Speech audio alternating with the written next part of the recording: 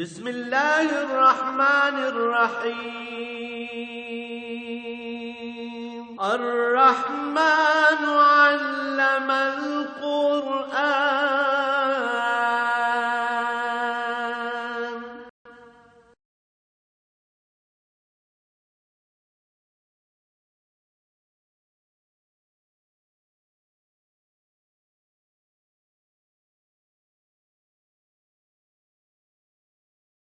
الحمد لله رب العالمين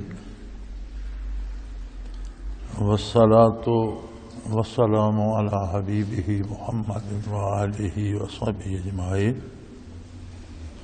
أعوذ بالله من الشيطان الرجيم. بسم الله الرحمن الرحيم. يا أيها الذين آمنوا لا تحرموا طيبات ما أحل الله لكم ولا تعتدوا إن الله لا يحب المعتدين وكلوا مما رزقكم الله حلالا طيبا واتقوا الله الذي أنتم به مؤمنون. لا يؤاخذكم الله باللغو في أيمانكم ولكن يؤاخذكم بما عقدتم الأيمان فكفارته إطعام 10 مساكين من أوسط ما تطعمون أهليكم أو كسوتهم أو تحرير رقبة فمن لم يجد فصيام 3 أيام ذلك كفارة أيمانكم إذا حلفتم واحفظوا أيمانكم كذلك يبين الله لكم آياته لعلكم تشكرون. اللهم سبحانك لا علم لنا إلا ما علمتنا إنك أنت العليم الحكيم. مولاي صل وسلم دائما ابدا على حبیبک خیر الخلق کلہم. سادہ سا با محاورہ ترجمہ یہ ہے کہ اے ایمان والو، جو چیزیں اللہ نے تمہارے لیے حلال کی ہیں انہیں اپنے اوپر حرام مت کرو اور زیادتی بھی نہ کرو، اس لیے کہ اللہ زیادتی کرنے والوں کو پسند نہیں کرتا. اللہ کریم نے جو عطا فرمایا ہے حلال اور طیب کھاؤ اور اللہ جل شانہ سے اپنا تعلق قائم رکھو. یہی تمہارے ایمان کا تقاضا ہے. چونکہ تم اللہ کے ایمان رکھتے ہو تو اپنا تعلق قائم رکھو. اور جو فضول قسمیں تم کھاتے ہو عادتاً بلا وجہ، ان پہ کوئی مواخذہ یا کفارہ نہیں ہے، اگرچہ یہ اچھی بات نہیں ہے، لیکن واقعی کسی بات پہ تم قسم کھاتے ہو اور وہ پوری نہیں کرتے تو اس کا کفارہ یہ ہے کہ 10 غرباء کو کھانا کھلاؤ جو اوسطاً تم اپنے گھر میں جس درجے کا کھاتے ہو اور اپنے بچوں کو کھلاتے ہو، یا پھر انہیں کپڑے پہناؤ، یا پھر اگر یہ نہیں کر سکتے تو کوئی غلام اور لونڈی تمہارے پاس ہے تو اسے آزاد کر دو. اگر ان میں سے کوئی کام بھی نہیں کر سکتے تو پھر 3 روزے رکھو. یہ اس قسم کا کفارہ ہے. اور اچھی بات یہ ہے کہ جس بات پہ قسم کھاؤ اسے پورا کرنے کی کوشش کرو. اللہ کریم تمہارے لیے باتیں کھول کر بیان فرماتے ہیں تاکہ تم اللہ کریم کا شکر ادا کر سکو.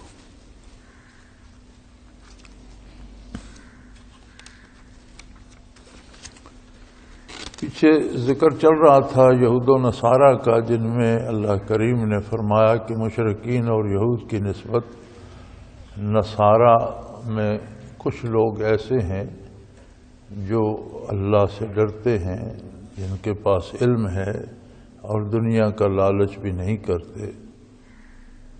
اور پھر اللہ کریم نے انہیں توفیق بخشی، جب حضور مبعوث ہوئے تو وہ مسلمان ہو گئے اور انہوں نے اللہ کے کلام کو قبول کیا. تو نصارہ میں سے بہت سے لوگوں کو دین نصیب ہوا. اب اس کے بعد یہود اور نصارہ کے علماء نے اور ان قوموں نے ایک طریقہ بنایا ہوا تھا ترک دنیا کا، رہبانیت جسے کہتے ہیں۔ رہبانیت یہ ہوتی ہے کہ آدمی کاروبار سے، کھانے پینے سے الگ ہو کر گوشہ نشین ہو جائے، کسی سے بات نہ کرے، کوئی کام نہ کرے، ترک لذات کر دے، اور اسے قرب الہی کا ذریعہ سمجھا جاتا تھا کہ کھاتا کم ہے، سوتا کم ہے، اور اس میں بڑی مشقتیں اٹھاتے تھے۔ تو اللہ کریم نے فرمایا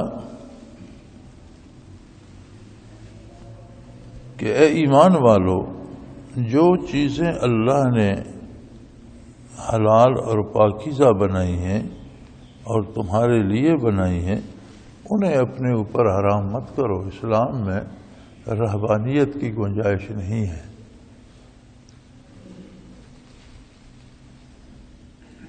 لیکن زیادتی بھی نہ کرو، یعنی یہاں زیادتی سے مراد ہے کہ غیر ضروری باتوں پہ بھی خرچ نہ کرو، محض اپنی نمائش کے لیے یا محض دکھاوے کے لیے اخراجات نہ کرو، لیکن اللہ نے جو حیثیت دی ہے اس کے مطابق لباس پہنو، گھر بناؤ، بچوں کو پڑھاؤ، اچھا کھانا کھاؤ، جتنی گنجائش اللہ نے دی ہے، حلال ہو اور طیب ہو۔ دو شرطیں لگائی ہیں، حلالاً طیبہ، حلال ہو یعنی کمایا جائز ذرائع سے گیا ہو، معروف ذرائع سے حلال طریقے سے کمایا گیا ہو، اور پھر اسے ناپاک نہ کیا گیا ہو، وہ طیب ہو۔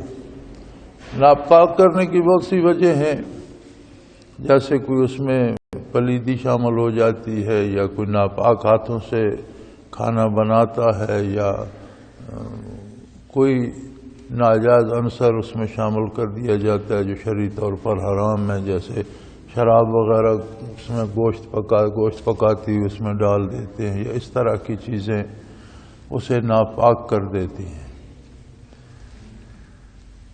تو فرمایا حلال بھی ہو اور طیب بھی ہو،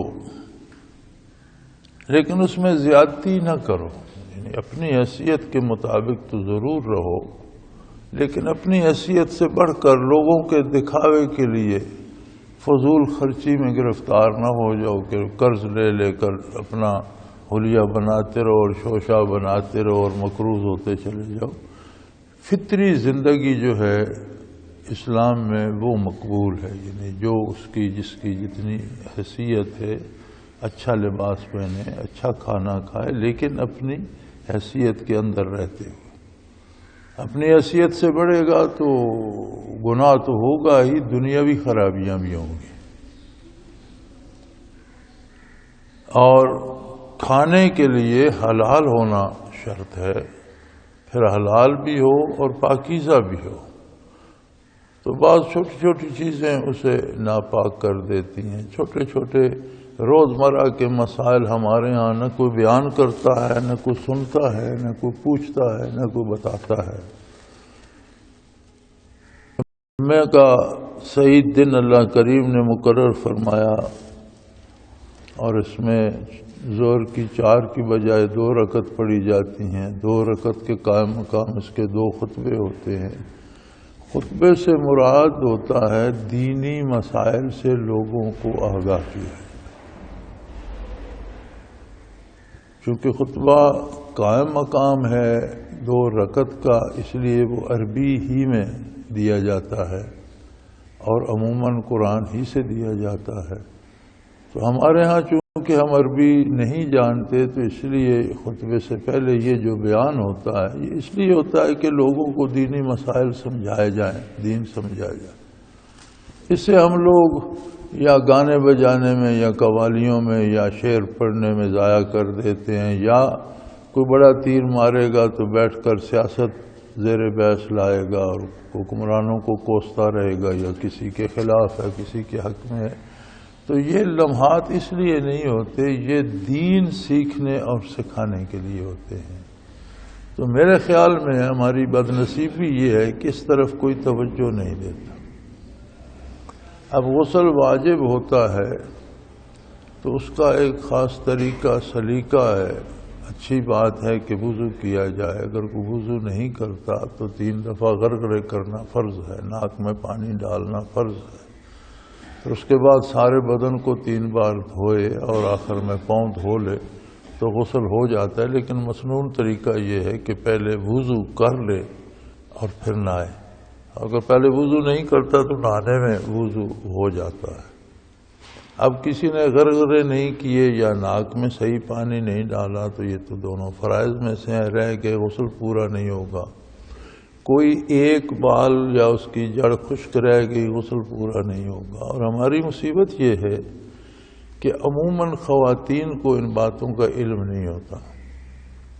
اب خواتین نے کان چھید رکھے ہوتے ہیں زیور کے لیے، ناک چھید رکھا ہوتا ہے۔ غسل میں ضروری ہے کہ اگر کوئی زیور ہے تو بھی، نہیں تو بھی اسے اس طرح سے مل کے اس میں سوراخوں میں پانی پہنچائیں، خشک نہ رہ جائیں۔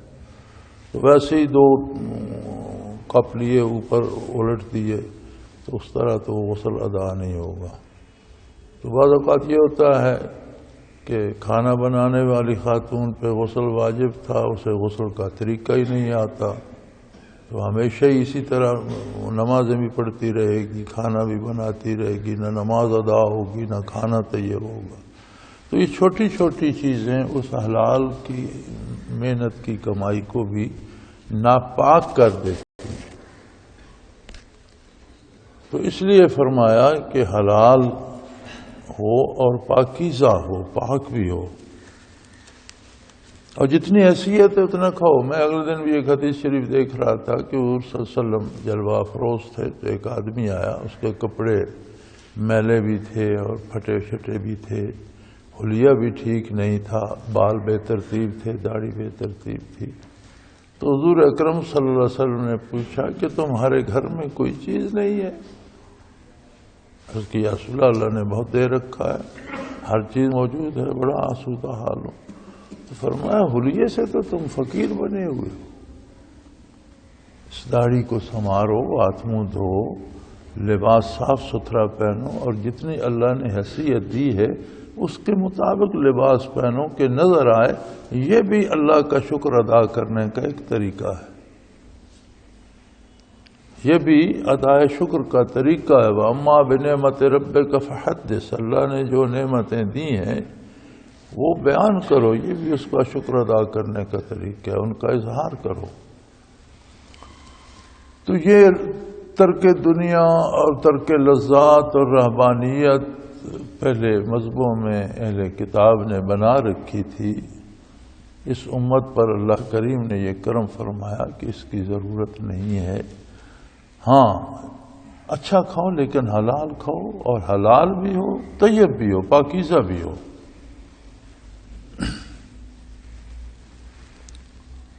اور فرمایا وَلَا تَعْتَدُوا، حد سے نہ بڑھو، یعنی اپنی حیثیت سے بڑھ کر دکھاوے کے لیے قرض لے کر شوشہ بنانے کے لیے اخراجات نہ کرو۔ عموماً ہم بے وقوفی کرتے ہیں، بچے کی شادی نکاح پہ قرض لے لیا، اپنے دکھاوے کے لیے، لباس دکھانے کے لیے، گھر بنانے کے لیے قرض لے۔ فرمایا دکھاوا اللہ کو پسند نہیں ہے، جتنی حیثیت ہے اتنے رہو۔ اور یہ اللہ کے نزدیک بھی پسندیدہ ہے، اور دنیاوی اعتبار سے بھی آسان ہے کہ آدمی اپنی حیثیت میں رہے تو اس پہ بوجھ نہیں پڑتا۔ ان اللہ لا يحب المعتدین، زیادتی کرنے والوں کو اللہ پسند نہیں فرماتا، حد سے بڑھ جانے والوں کو اللہ کریم پسند نہیں فرماتے، ان سے محبت نہیں کرتے۔ اور جب اللہ کی محبت سے کوئی محروم ہوتا ہے تو اس کا لازمی نتیجہ یہ ہوتا ہے کہ اللہ کی اطاعت چھوٹ جاتی ہے۔ کوئی کسی کی بات اگر مانتا ہے تو ایک رشتہ ہوتا ہے، ایک تعلق ہوتا ہے، اس تعلق اور رشتے کی بنیاد پر بات مانی جاتی ہے۔ وہ رشتہ اگر والد سے بھی نہ رہے جو احترام و ادب کا ہے تو لوگ والد کی بات بھی نہیں مانتے، بھائی سے نہ رہے تو بھائی کی بات بھی نہیں مانی جاتی۔ اسی طرح وہ رشتہ اللہ کریم سے ٹوٹ جائے تو پھر اطاعت الہی چھوٹ جاتی۔ اور فرمایا جو حد سے بڑھنے والے ہیں اور اپنا اپنی حیثیت سے زیادہ نظر آنا چاہتے ہیں یا جو کمال ان میں نہیں ہے اس کا دعویٰ کرتے ہیں لوگوں پر رعب جمانے کے لیے، اللہ کریم ایسے لوگوں سے محبت نہیں کرتا۔ یہ اللہ کی محبت سے محروم ہونا بہت بڑی بدنصیبی ہے، کیونکہ بندہ تو محبت کرتا ہی تب ہے جب اللہ اس سے محبت کرتا ہو۔ یحبہم و یحبونہ، اللہ جنہیں پسند فرماتا ہے، جن سے محبت کرتا ہے وہ اللہ سے محبت کرتے ہیں۔ محبت کا جواب محبت میں جاتا ہے۔ بندے کے پاس تو اللہ کی عظمت کا کوئی پیمانہ ہی نہیں، اندازہ ہی نہیں، نہ کوئی شکل نہ صورت نہ دیکھ سکتا ہے، نہ بات کر سکتا ہے، نہ کوئی مثال سمجھ سکتا ہے۔ تو جو اس کی عقلی علمی استعداد سے ماوراء ہے اس سے محبت کیا کرے گا؟ اللہ جب محبت کرتا ہے تو بندہ بھی محبت کرنے لگتا ہے، اور اس کا طریقہ نبی کریم صلی اللہ علیہ وسلم نے بتایا کہ ان کنتم تحبون اللہ فاتبعونی یحببکم اللہ ویغفر لکم ذنوبکم واللہ غفور رحیم۔ اگر تم اللہ کی محبت کے طالب ہو تو میرا اتباع کرو، زندگی اس طرح بسر کرو جس طرح بسر کرنے کا طریقہ میں نے تعلیم فرمایا ہے۔ میرے اتباع سے اللہ تم سے محبت کرنے لگے گا، اور جب وہ تم سے محبت کرے گا تو تمہارے خطائیں بھی معاف کر دے گا، تمہارے گناہ بخش دے گا، کہ وہ بہت بڑا بخشنے والا، بہت بڑا رحم کرنے والا ہے، اور خطائیں بخش کر تمہیں اپنا محبوب بنا لے گا۔ جب وہ تم سے محبت کرے گا تمہارے دل میں بھی محبت الہی پیدا ہو جائے گی۔ جو پہلے خطائیں ہو چکی ہیں وہ معاف کر دے گا، آئندہ توفیق عطا کر دے گا کہ تم اطاعت کرتے رہو۔ اس کے باوجود اگر کوئی لغزش ہوگی تو اللہ کی رحمت اسے ڈھانپ لے گی، وہ تمہیں معاف فرما دے گا۔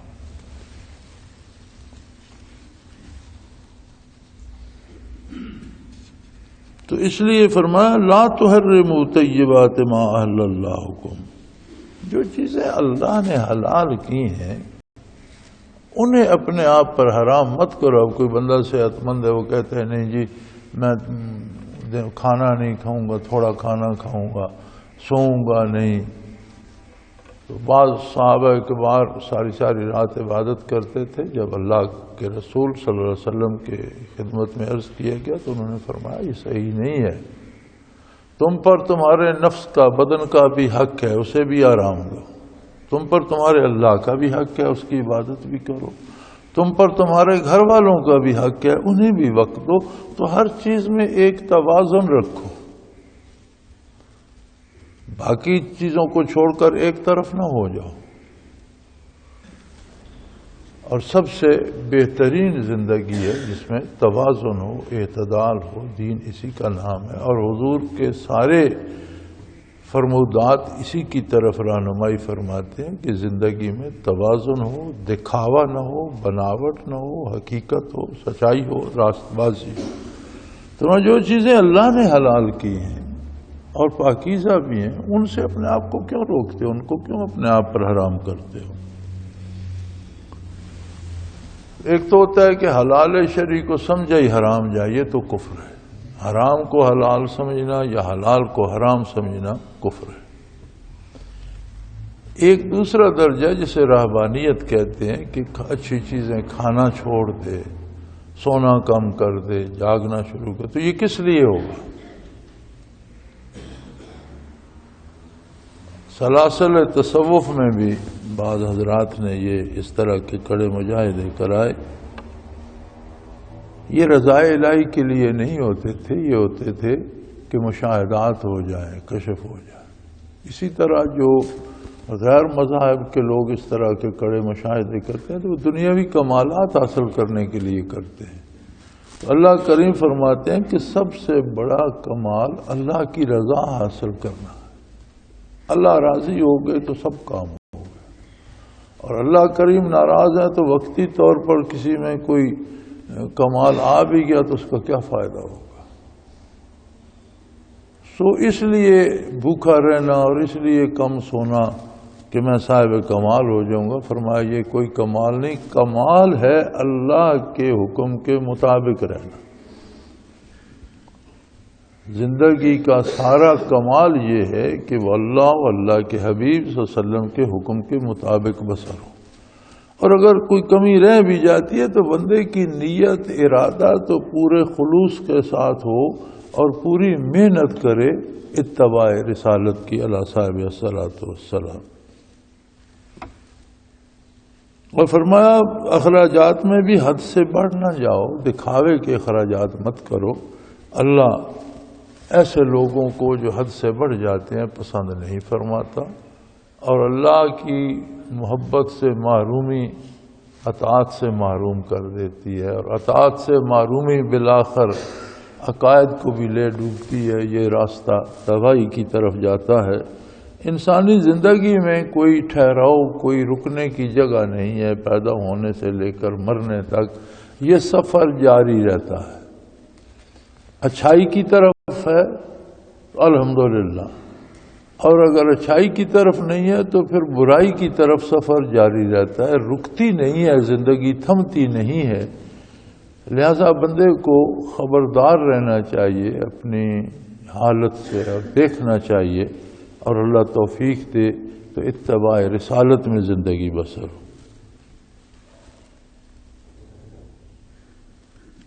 وَكُلُوا مِمَّا رَزَقَكُمُ اللَّهُ حَلَالًا طَيِّبًا وَاتَّقُوا اللَّهَ الَّذِي أَنْتُمْ بِهِ مُؤْمِنُونَ۔ اور پھر وہی بات دہرائی کہ ضرور کھاؤ پیو جو اللہ نے تمہارے لیے پیدا فرمایا ہے، رزق بنایا ہے، تمہاری ضرورت کی چیزیں بنائی ہیں، لیکن دو شرطیں ہیں، حلال اور طیب ہو، حرام نہ ہو، کسی کا چھین کر مت کھاؤ، رشوت لے کر مت کھاؤ، چوری ڈاکہ کر کے مت کھاؤ، کسی کے ساتھ دھوکہ کر کے دوسرے کا مال مت کھاؤ، حلال ہو اور طیب ہو، کھاؤ پیو، اللہ کریم نے تمہارے لیے رزق پیدا کیا ہے۔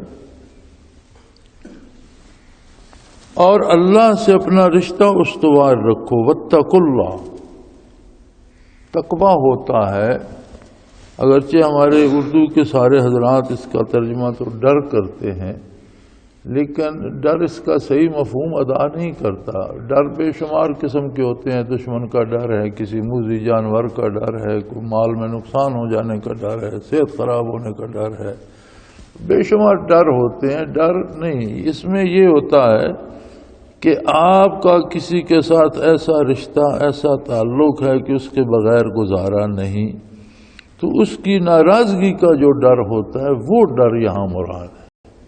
اللہ کریم سے ایسا تعلق رکھو کہ تم اللہ کے نبی کے حکم کی خلاف ورزی کر نہ سکو، اس ڈر سے کہ اللہ کا حبیب خفا نہ ہو جائے، اللہ ناراض نہ ہو جائے۔ اور یہ اس لیے ضروری ہے کہ انتم بہ مومنون، جب تم نے اللہ پر ایمان کا دعویٰ کیا، یا تو اللہ کو اللہ نہیں مانتا تو اس کی بات الگ ہے کہ اس کے ساتھ تو دلائل دیے جائیں گے عظمت الہی کے، اس کے ساتھ بات اس انداز سے کی جائے گی کہ وہ اللہ کو مانے، اللہ کے نبی کی صداقت کے دلائل دیے جائیں گے کہ وہ اللہ کے نبی کو اللہ کا نبی اور رسول مانے، کتاب اللہ کی حقانیت کے دلائل ہوں گے کہ اسے اللہ کی کتاب مانے، وہ الگ موضوع ہے۔ لیکن جو مان چکے ہو، جو اس بات کے قائل ہو لا الہ الا اللہ محمد الرسول اللہ، اب تمہیں تو کوئی حق نہیں رہا کہ تم اللہ اور اس کے رسول کی نافرمانی کرو۔ جب تم نے اللہ کو اللہ مان لیا، اللہ کے حبیب کو اللہ کا سچا اور آخری نبی مان لیا، اللہ کی کتاب کو سچی کتاب مان لیا، تو اب تمہارے پاس کوئی گنجائش نہیں کہ تم اپنی مرضی سے جیو، تمہیں جینا پڑے گا، اللہ و اللہ کے رسول کے حکم کے مطابق زندگی بسر کرنے پڑے گی۔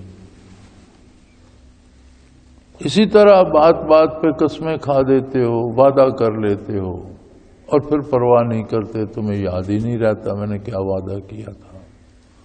فرمایا ایک تو ایک آدمی کی عادت ہوتی ہے، لا یؤاخذکم اللہ باللغو فی ایمانکم، جو فضول بات میں اس کی عادت ہوتی ہے، قسم سے ایسا ہوا، قسم سے ویسا ہوا، مراد اس کی قسم کھانا نہیں ہوتی، وہ ایک اس کا انداز گفتگو بن جاتا ہے کہ ہر بات میں وہ قسم سے کہہ دیتا ہے۔ تو فرمایا یہ اچھی بات نہیں ہے لیکن اس سے چونکہ نیت اور ارادہ اس میں قسم کھانے کا شامل نہیں ہوتا تو وہ فضول ہے، یاوہ گوئی ہے، اس پہ کوئی مواخذہ نہیں ہے۔ وَلَٰكِن يُؤَاخِذُكُم بِمَا عَقَدتُّمُ الْأَيْمَانَ، لیکن جو قسمیں تم وعدہ مستحکم کرنے کے لیے کھاتے ہو اسے پورا کرنا چاہیے۔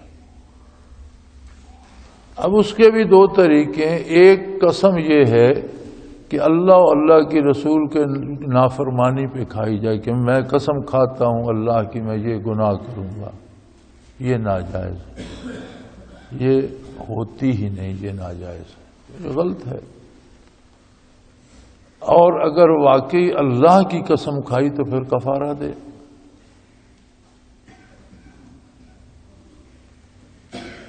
نبی کریم صلی اللہ تعالی علیہ وآلہ وسلم نے حضرت حمزہ رضی اللہ تعالی عنہ کا شہادت کے بعد وجود مبارک دیکھا، ناک کٹی ہوئی، کان کٹے ہوئے، زبان کٹی ہوئی، آنکھیں نکلی ہوئی، پیٹ پھٹا ہوا، جگر چھلنی، تو آپ کو بہت دکھ ہوا۔ اسے مسلح کرنا کہتے تھے، میم سے لام ہے، تو اعضاء کاٹ کر وہ ہار پرو کر میت کے گلے میں ڈال دیتے تھے۔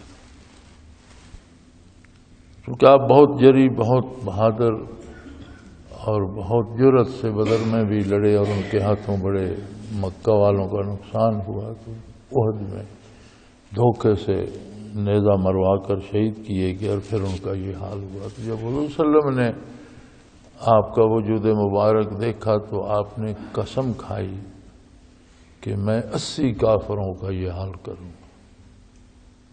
فوراً وہیں کھڑے کھڑے وہی الہی آئی، اللہ کریم کا پیغام آ گیا کہ میرے حبیب 80 کا نہیں، اگر آپ بدلہ چاہتے ہیں تو ایک کے بدلے ایک کا کر سکتے ہیں، آپ کو زیب نہیں دیتا کہ ایک کے بدلے 80 کا کر۔ حضور صلی اللہ علیہ وسلم نے فرمایا کہ میں اس ایک کو بھی معاف کرتا ہوں، اور آپ نے اپنی قسم کا معاوضہ دیا اور کفارہ آپ صلی اللہ علیہ وسلم نے ادا فرمایا اس قسم کا۔ تو جب نبی کریم صلی اللہ علیہ وآلہ اس وقت تو حضور کو بہت غصہ آیا، بہت طبیعت ناساز ہوئی، سکے چچا بھی تھے اور اسلام کی بہت بڑی، اللہ کریم نے انہیں اسلام کی بہت بڑی مدد بنا دیا تھا ایک وجود کو۔ تو حضور کو بہت غصہ آیا اور غصے میں قسم کھا لی، لیکن جب اللہ کا حکم ملا کہ آپ ایک کے بدلے ایک کا کر سکتے ہیں تو فرمایا میں اس ایک کو بھی معاف کرتا ہوں۔ پھر آپ نے اپنی قسم کا کفارہ ادا فرمایا۔ تو جب آپ پھر دوسری بات یہ ہوتی ہے کہ قسم صرف اللہ کی کھائی جا سکتی۔ ایک رواج ہو گیا ہندوؤں سے ماں کی قسم، بیوی کی قسم، فلاں کی قسم نہیں۔ ہمارے ہاں بھی ہے کہ ہم مختلف بزرگوں کی قسمیں کھاتے ہیں، یہ درست نہیں ہے، اس سے قسم منعقد ہی نہیں ہوتی۔ قسم صرف اللہ کی کھائی جائے گی۔ قسم سے مراد ہوتا ہے کہ میں جس کی قسم کھا رہا ہوں وہ اس معاہدے پہ گواہ ہے، اور یہ شان صرف اللہ جل شانہ کی ہے کہ ہر وقت ہر چیز پہ وہ گواہ ہے۔ لہذا قسم صرف اللہ کریم کی کھائی جاتی ہے۔ اگر قسم کھاتے ہو تو سوچ سمجھ کر کھاؤ، خلاف شریعت قسم کھا لی ہے تو پھر کفارہ ادا کرو، قسم پوری نہ کرو توڑ دو۔ شرعاً جائز ہے، قسم کھائیے تو اپنی پوری کوشش لگا دو کہ اسے پورا کرو، پھر اللہ کو گواہ بنا کر اس بات کو مذاق نہ بناؤ۔ اگر پوری نہ کر سکو تو اس کا کفارہ یہ ہے کہ جیسا کھانا تم گھر کھاتے ہو اپنے بیوی بچوں کو دیتے ہو، ہر آدمی کا ایک معیار ہوتا ہے، اس طرح کا کھانا 10 غریبوں کو کھلاؤ، یا پھر انہیں کپڑے خرید دو۔ تو اس میں علماء فرماتے ہیں کہ اگر ایک ہی چوہا ہے لمبا، اس سے سارا بدن ڈھپ گیا تو بھی درست ہے۔ کوئی ایسا پاجامہ جو ناف تک آ گیا اور اس نے گھٹنوں سے نیچے ڈھانپ لیا تو ستر عورت ہو گیا، وہ بھی کافی ہے۔ لیکن مناسب ہے کہ جس طرح کا عام معیار ہے اس طرح کا پورا لباس لے کر دیا جائے، یہ کفارہ ہو جائے گا۔ اور اگر کھانا نہیں دے سکتے، لباس بھی نہیں دے سکتے، تو تمہارے پاس کوئی غلام یا لونڈی جو شرعی طریقے سے غلام یا لونڈی ہو، اسے آزاد کر دو۔ جس کا زمانہ بیت گیا اور اب نہ لونڈیاں ہیں نہ غلام ہیں، کسی انسان کو خرید کر غلام نہیں بنایا جا سکتا۔ یہ بھی ایک سوال میرے پاس آیا تھا لاہور سے کہ کیا آج بھی جیسے لوگ بچیاں بیچ رہے ہوتے ہیں، بچے بیچ رہے ہوتے ہیں، تو کسی کو خرید کر لونڈی یا غلام بنایا جا سکتا ہے؟ تو میں نے وہ کراچی دارالعلوم والوں کو بھیج دیا سوال نامہ، انہوں نے بڑا اچھا خوبصورت جواب لکھا، اگرچہ پوچھنے والا، میں نے پوچھنے والے کو تو بتا دیا یہ جائز نہیں ہے، اور پھر وہ اس کے بعد میری ان سے ملاقات ہی نہیں، تشریف ہی نہیں لائے۔ انہوں نے جواب بھیجا کہ انسان کی خرید و فروخت حرام ہے۔ لونڈی اور غلام جو جہاد میں اللہ کریم نے جن کو حکم دیا ہے کہ ان کی آزادی سلب کر لی جائے، یہ صرف وہ لوگ ہیں جو میدان جنگ میں مقابل ہوتے ہیں۔ جو نہیں لڑتے ان کو بھی لونڈی غلام نہیں بنایا جا سکتا۔ جو لڑ رہے ہوتے ہیں اسلامی افواج کے مقابل، وہ گرفتار ہو جائیں یا مارے جائیں، ان کے بچے گرفتار ہو جائیں، تو وہ لونڈی یا غلام بنتے ہیں اور ان کے آگے احکام ہیں۔ جبکہ جو مفتو قوموں کے لوگ گرفتار ہوتے ہیں، دنیا کی قومیں ان سے جو سلوک کرتی ہیں وہ آپ سب جانتے ہیں۔